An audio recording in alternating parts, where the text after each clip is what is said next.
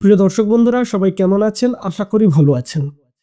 Viewers, আজকে এই ভিডিওতে আমরা যে বিষয়টি জানবো বা শিখবো, ভিডিওর টপিক হলো যে বিএলআরও অফিসে কিভাবে অর্ডার শিট তুলবো। ভিউয়ার্স, কম বেশি আমরা সবাই জানি যে অর্ডার শিটটা আসলে কি। তো এই অর্ডার শিট বিভিন্ন কারণে আমাদের প্রয়োজন হয় তুলতে, যেমন মনে করুন মিউটেশন কেস। মিউটেশন কেস করলেন মানে আপনি নামজারির জন্য আবেদন করলেন, আপনার হিয়ারিং হলো, তারপরে আপনার ওই কেসটি রিজেক্ট হয়ে গেল, আপনার নামে আর নামজারি হলো না। তখন আপনি বিস্তারিত জানতে বা সেটা কেন হলো লিখিত আকারে জানতে, তখন আপনাকে অর্ডার শিটের জন্য আবেদন করতে হবে, বরখাস্ত করতে হবে। সেই অর্ডার শিটে আপনার বিস্তারিত ডিটেলসভাবে লিখিতভাবে জানিয়ে দেবে।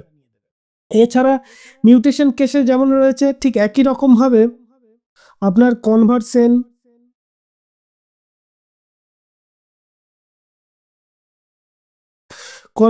কেস, কনভার্সন ঠিক একই রকম ভাবে এর কারণেও আপনার অর্ডার শিটের প্রয়োজন হতে পারে। তাছাড়া ম্যাক্সিমাম মানুষের যেটি প্রয়োজন হয় সেটি হলো কোর্ট কেস। জাস্ট এই কোর্ট কেসে এই অর্ডার শিটের প্রয়োজন হয়। তো এক দর্শক বন্ধু, তিনি বেশ কয়েকটি ভিডিওতে তিনি বারবার কমেন্ট বক্সে লিখে রিকোয়েস্ট করেছিলেন যে দাদা, বিএলআরও অফিস থেকে অর্ডার শিট তোলার জন্য দরখাস্ত লেখার একটা ভিডিও বানাবেন বললেন, বানালেন না। মানে এটি ওই দর্শক বন্ধুর একদম লাস্ট কমেন্ট। এর আগে তিনি বারবার বলেছেন যে একটি অর্ডার শিট তোলার জন্য কিভাবে দরখাস্ত লিখতে হয় একটা ভিডিও বানান।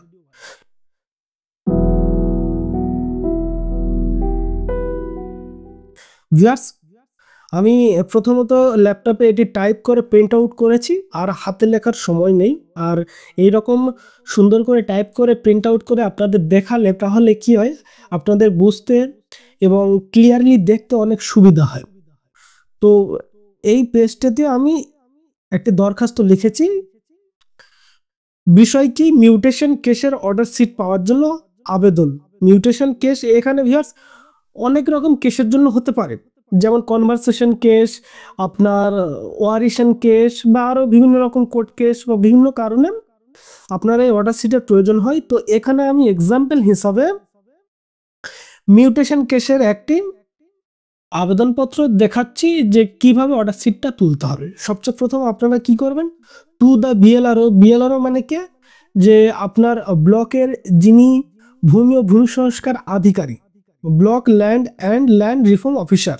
তারপর এখানে আপনার ব্লক নেম, আপনার ডিস্ট্রিক্ট নামটা লিখবেন, আর এই জায়গাটা আপনি তারিখ দেবেন।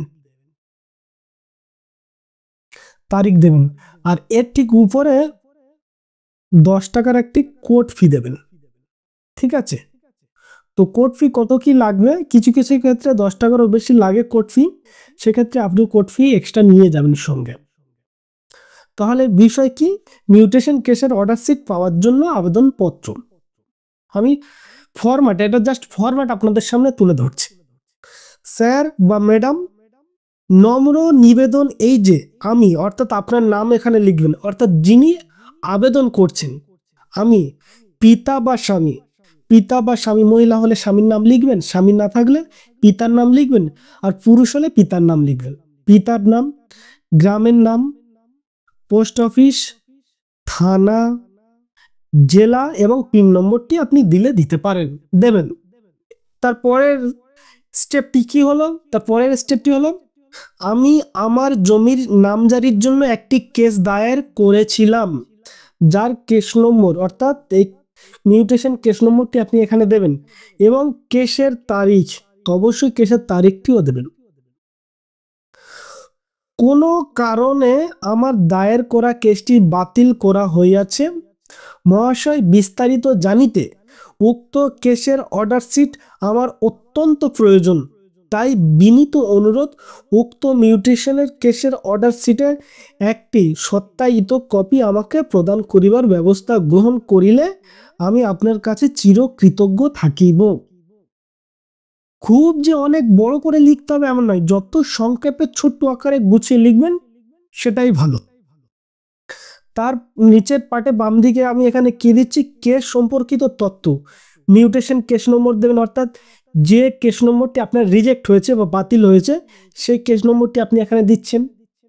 খতিয়ান নাম্বার দেবেন, খতিয়ান নম্বর অর্থাৎ এখানে আপনার খতিয়ান নম্বর দেবেন এবং যে খতিয়ান নম্বর থেকে কেটে আসবে, ঠিক আছে, মানে যার খারিজ হবে আর যার নাম জারি হবে দুজনেরই আপনি এখানে দেবেন। দাগ নম্বরটি দেবেন, জেল নম্বর, মৌজা, নাম। এরপরে সংযুক্ত আপনি কপি দিতে পারেন, মানে দেবেন, তাহলে কি হয়, এটা পরিপূর্ণ কমপ্লিট একটি আবেদন বা দরখাস্ত হবে।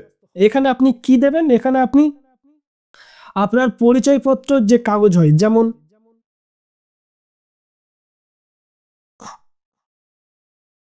ভোটার কার্ড বা আধার কার্ড,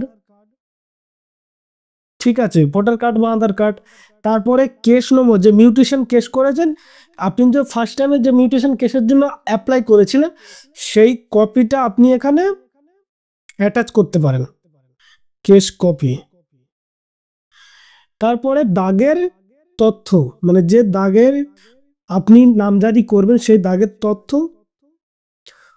বা খতিয়ানের তথ্য,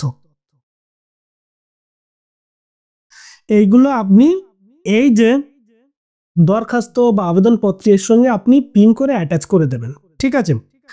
আর একদম শেষ লাইনে আপনি এই লাইনটা লিখে দিলে আরো সুন্দর হয়ে উঠবে, এ বিষয়ে আপনার সদয় দৃষ্টি ও সহযোগিতা একান্ত কাম্য। ধন্যবাদ।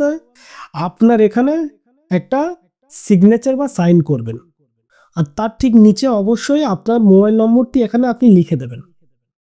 তো ভিউয়ার্স, এই অর্ডার শিট তোলার জন্য খুব কঠিন কাজ নয়, আপনি নিজে পারেন, কোনো ল ক্লার্ককে দিয়েও করাতে পারেন, আপনি চাইলে নিজেও এই অর্ডার শিট তুলতে পারেন বিএলআর অফিসে গিয়ে। আমি আশা করি আপনাদেরকে বোঝাতে পারলাম যে কিভাবে মিউটেশন কেসের অর্ডার শিট তুলতে হয় বা তোলা যায়, এবং তার জন্য কিভাবে একটি আবেদনপত্র বা দরখাস্ত লিখতে হয়। ভিউয়ার্স, এই ভিডিও দেখে আমি আশা করি অবশ্যই আপনি উপকৃত হয়েছেন। যদি ভালো লেগে থাকে অবশ্যই আপনি একটি লাইক দেবেন, আর আপনি যদি নতুন হয়ে থাকেন এই চ্যানেলটি সাবস্ক্রাইব করে রাখবেন।